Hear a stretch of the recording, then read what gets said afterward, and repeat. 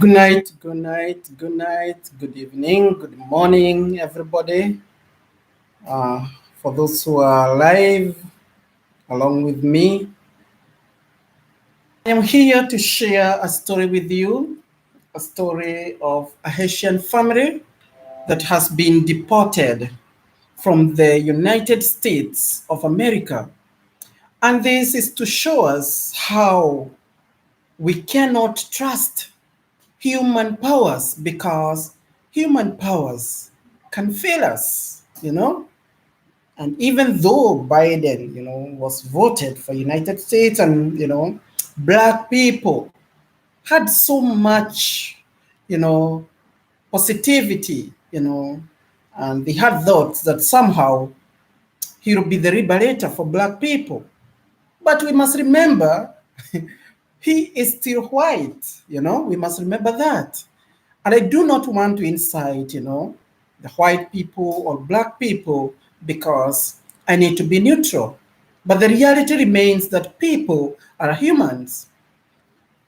So this was one of the response to one of the Haitian deportees. She said, they treated us like animals. The Haitians, as we know from last week, Monday, are angry.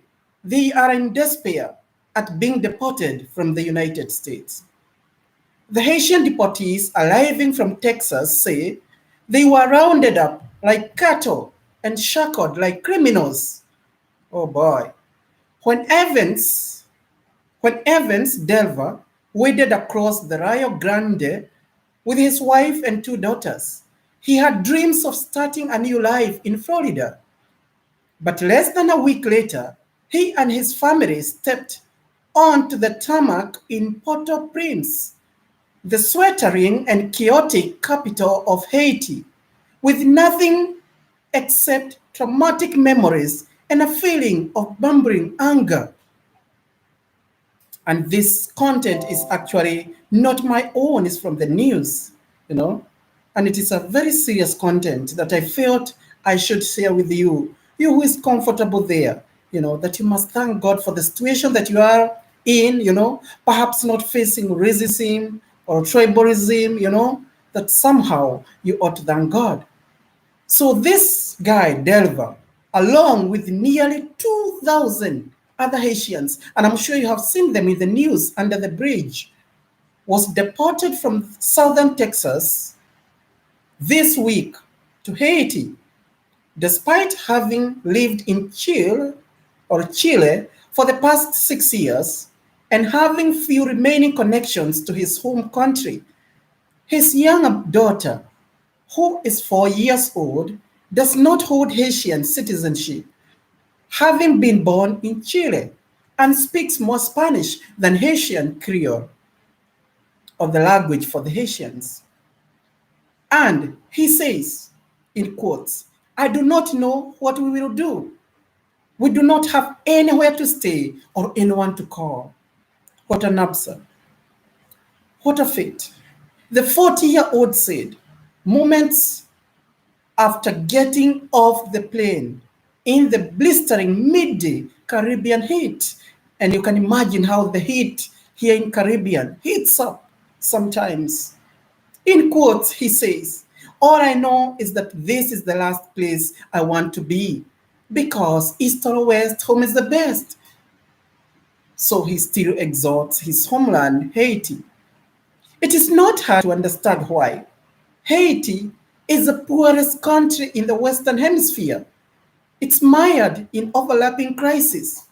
Gasoline shortages and blackouts are daily reality, while warring gangs routinely kidnap and ransom and wage battle on the streets. Actually, this is a very powerful, message and powerful information to those who might be writing essays in tertiary levels, in high schools and at the universities, because this is very much helpful. So you can actually read it later and go through it.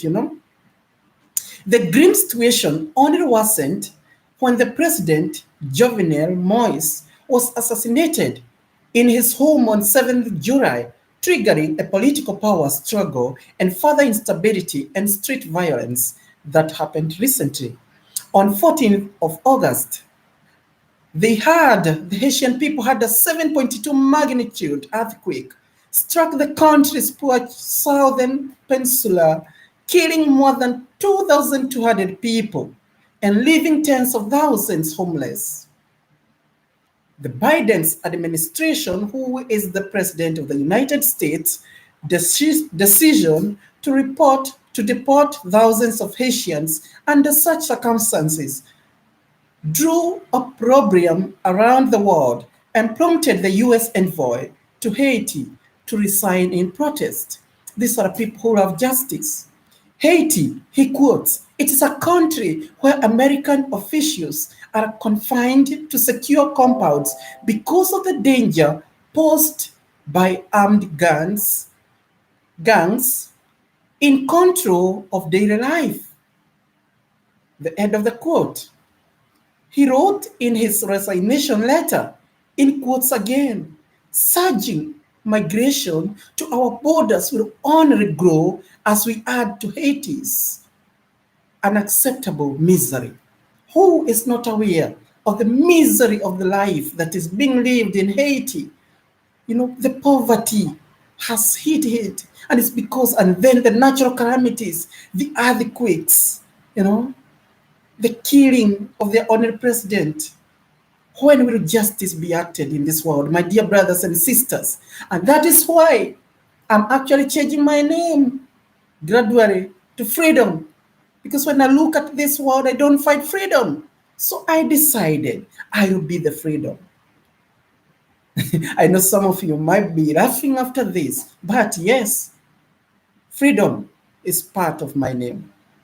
Last week, the world was shocked by images of police officers on horseback charging at desperate Haitian migrants near a camp of 12,000 set up under the Del Rio Ciudad Acuna International Bridge. Delver, this man with his family, was on his way to buy food and water for his family when the cavalry charge sent him and dozens of his compatriots running in a frenzy. We were rounded up like cattle, this is in quotes, shackled like criminals. He said, having spent the 6-hour flight from San Antonio with his hands and legs tired. What a pain. Maria, his wife, will never forget how that felt. And I will show you a little picture of the Haitians, grounded under the bridge. My camera has a slight problem with the camera. I mean, my laptop, so you guys can't see it clearly. But these were Haitians grounded like animals, under a bridge where they were being chased by these American soldiers and the police, who were having these horses, trying to run them off from their country. Yep. The US authorities were so slapdash in their rapid deportation of their migrants, and they also swept up an Angolan man who they also they swept an Angolan man who had never set foot in Haiti. This was another guy. He's an Angolan citizen who was deported, was swept, together with the Haitians and deported to Haiti. And he's not a Haitian. And he was trying to tell these police and these soldiers that he's not a Haitian. See how the Black people continue to experience so much difficulties. And we sometimes question, were we meant to be in this world? Are we begging for a space to be in this world? BBS Kenya Entertainment. Thank you very much. Hello, Wagwan. How is Kenya? I hope everything is well, I see the politics also burning up there, my brother. But God bless. I see your content. The other day, actually, I was watching, and it is so cool. And you too are a cool guy, Bless up, my brother. God bless you. You have started a very powerful thing, and it is better, to do that, because all our young people are lost into, most of our young people, not all, are lost into things that are not, uh, fixable sometimes, and that are not necessary to their life. Let me share a little bit, something because of you. Recently, I was sharing with one of my friends, who have contracted the syphilis, out of the topic, from Haiti, who have contracted syphilis. And, the person contracted syphilis, whom I reserve their name, because of having, this sexual, unnecessary or immature sexual, sexual what? Contact, with another person, because I know them, I reserve their names. Then the guy said to me, he spent 100,000 to treat the sickness, syphilis, which must have been achieved maybe from a 5-minute pleasure. You see how costly our life can be, because our life is not a machine, It really requires care. It requires that we be principled, Anyway, so the guy got that treatment. And the worsening matter now, this morning, the person said to me that the person he was with has also contracted the HIV virus. So the person is now a HIV positive. And these are young people. However, the other person has 2 kids. And, the person has been separated from his 2 women. And so I believe he was the bad man, So my brother, you're on the right path with what you're doing. It is better you spend your time there than going to waste it with other, other young people there. I know I have lived a little life than you have lived, but, we need to encourage each other, my brother, Mayot, keep on what you're doing. You're doing good. You're doing good. And you have the content and you have the information. And, I don't want to exhort you so much, but, I love the humility and the way you just present and approach, because, online we meet people of all different characters, but you are amazing and your work is amazing. So you guys who might pass through this video that I'm making right now, make sure you go to letters BB, that is double BS Kenya, Kenya, and make sure you subscribe for that guy. Watch his content at least for 3 minutes or 2 minutes. Like and subscribe, and make sure you share. His content is so excellent. He has the best of the cameras in this world. Let me finish about the Haitian and the people of the United States, how they treated the Haitians. This was not good, and I condemn it. I condemn it, that whoever received this video, because I'm sure this video will last here somehow forever, even before me dead, make sure that you spread this news to others. We must condemn these issues, So the US authorities were so slapdash in their rapid deportation of the migrants that they also swept up an Angolan man, whom I just said, who had never stepped in Haiti. I told them, this is a guy, the Angolan man from Angola. He said to the police, I told them, I am not Haitian, said Belon Mpebele, that's an African name, as he emerged dazed from the terminal, but they didn't listen. The police and the soldiers could listen to him. Outside the airport, a few dozen deported Haitians were waiting, restless and angry. Remember, they are angry because they are hungry as well. An angry man, an angry woman is a hungry woman, So they were all restless. One of the women shouted, screw Biden. One deportee among the other deportees. So here, this deportee was in a motorcycle, And because the tax drivers have to give them, have to give them transportation and take them to their respective locations. So new arrivals each received about $50. Do you know how much is a $50? A $50 is a very little money, brother BBS. $50 is a very little money in the West. Yeah, it can't do none. It can't do none. 50,000 will be like, okay, 10,000, 9,000, something like that. I'm not a mathematician, but it's a very little money, especially you're going home and you have no family members, you have no land, you don't know where to stay, and you have nothing in your hands to keep up apart from that $50. So they were given that in cash, as well as a hygiene kit, including toilet paper.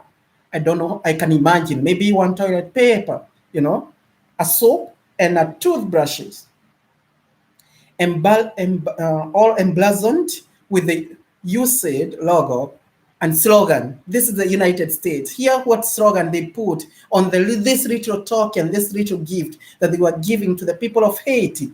In quotes, a gift from the American people. Shh, it's sad. It's sad. And this vexes me. This pains me. I feel so bad, Not, I'm not apologetic of being black, but I feel bad, especially now when a black person treat another black people with this in humiliation, whereas white people do the same. It is more painful. So we as black people need to unite and do something better. I continue. In quotation, he said, this guy from Haiti, "This is my country, and I'm not scared of it. But there is no future here," he claims. "Even if you want to work," said Fanfan Clairvox, that is his name, it's a Haitian name or a French name, who had been sleeping at a cousin's house nearby since he arrived days ago. In quotes, he said, this is Fanfan, "But I don't know why they had to deport us like that." The vast majority of those deported had been living in Chile or Chile and Brazil for several years following an earthquake in 2010. Most of us, especially those who are nearby, know how the earthquake hit the people of Haiti, and at the same time, they were attacked or, they were evaded by, how you call it again? By cholera. Cholera killed a lot of people in Haiti. Haiti has ever been, the people of Haiti never got rest, So in 2020, the earthquake was so hard, was so tough, was so rough, was so violent that most people lost their lives. So this earthquake that leveled much of Port-au-Prince, a city, a real city like Nairobi or wherever, it was left flat. Flat. There was no question about that or anything to claim. Killing more than 200,000 people and setting Haiti on a spiral of instability from which it has never recovered. Those who reached South America set about making new lives so people, escape from their country, Haiti, to run for green pastures in the United States. But when the coronavirus pandemic struck, it wiped out much of Latin American middle and working class jobs, and they were once again left in poverty. Many Haitians decided to head for the US. The long route northern exposes them to bandits, traffickers, and immigration officials who prey on immigrants. Really, they are being mistreated and misused, some of them being molested on their way to the United States. Perhaps the worst part of the journey is the dreaded Darien Gap or Darien Gap, a lawless patch of mountainous jungle between Colombia and Panama. The dead bodies there, the dead bodies there are so many. There are so just many dead bodies there, and the rivers just 8 people alive, said Delver. He witnessed this guy from Haiti. And the thieves just stealing from everyone, because especially if you're a little bit old and so forth, the people you call senior citizens, sometimes they are not strong enough, you know. So those who are strong, they become thieves, they attack them, they become like, intruders or gangsters. After the last fight of the day arrived, one young woman fought through a crowd of taxi drivers and broke down into tears when she saw her mother, who was separated from her in Texas, that is one of the states in the United States. So she screamed after seeing her mother, "Oh, you are here!" Farther back, a driver listened to the radio news, hearing about another kidnapping in the capital, while the Delver family began piling into a battered hatchback. Thank you, Carol from Kenya. Carol, Kenya. Thank you. Wagwan, Carol. I'm happy to hear you. Me glad to see you. Yeah, feel much welcome. Yeah, man. Big up, big up, big up, big up, big up. Today I was sharing a little bit about the black people, how black people have been mesmerized with. We are being mistreated in every way. We are tried in every way. But I mean, nobody can win us. We're going to still be, the winners. We're going to make it. We're going to make it. Thank you, Carol. And all those who are online. BBS is there. Carol, make sure that you visit BBS Kenya. After this, he's a one young fellow, nice guy. Me tell you. I'm here, bless him up, you see. So we continue with this story. This Delver quoted, "I don't know if Biden, this is the president of the United States, knows what happened to us, but they treated us like private property."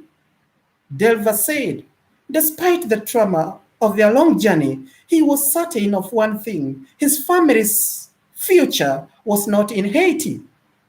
He says not to his country because of poverty. "We will stay here for a month or so. Then we will try to live again." Oh my God, there's no rest. St. Augustine did say one time, one day, that our hearts will always remain restless until they have rested in God. I repeat again, this is a quote from St. Augustine. Our hearts will always remain restless until we have rested in God. And so let us catch up that, brothers and sisters. We have a small favor to ask. This is the people of Haiti. Since we started publishing 200 years ago, tens of millions have placed their trust in the Guardian's high impact journalism, turning to us in moments of crisis, uncertainty, solidarity, and hope. More than 1.5 million readers in 180 countries have recently taken the step to support us financially, keeping us open to all and fiercely independent. And guess what? You see these aids that are sent sometimes to help the people after calamities, like the people of Haiti and so forth. It is all taken by the politicians and most corrupt of people, that the poorest of people receive nothing. So, to make this short, let us be mindful of the things that we do to others. And always, this is actually from the scripture that God asks us, do not do to others as you expect them do unto you. And many times we forget that we treat each other, like, some persons is like they are living the planet and others are living in this earth. And I think it is important that we treat each other with dignity. It is important that we value the humanity that is there in other persons. When I pinch you, you feel the pain. A same pain that a next person feels. Your body is not so much important or so special than other people's body. They feel pain. When you're hungry, you feel it. You experience the sensitivity of what it means to be hungry. And likewise, when you see another person who is hungry, either in the street or wherever they might be, you must know that they are feeling hungry. They are hungry. And most of us forget so easily. Me wonder what is in the heart of man and woman that we easily forget actually where we came from, you know?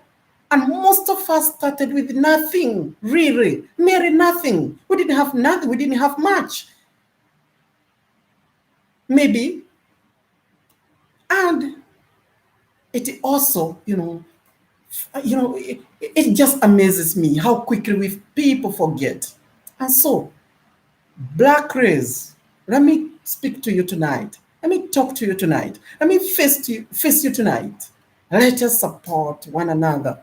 The other person's goodness, it is your goodness.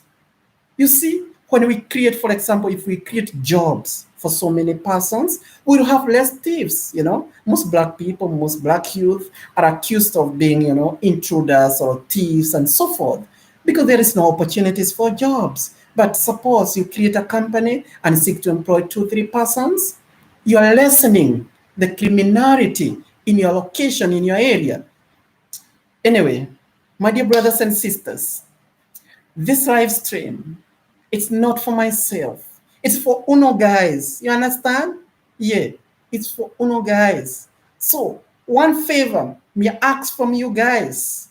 Let's share this information with other people, with other persons from all over the world. Share it to your friends. You see me, BBS, make sure you share this content. Share it with your friends.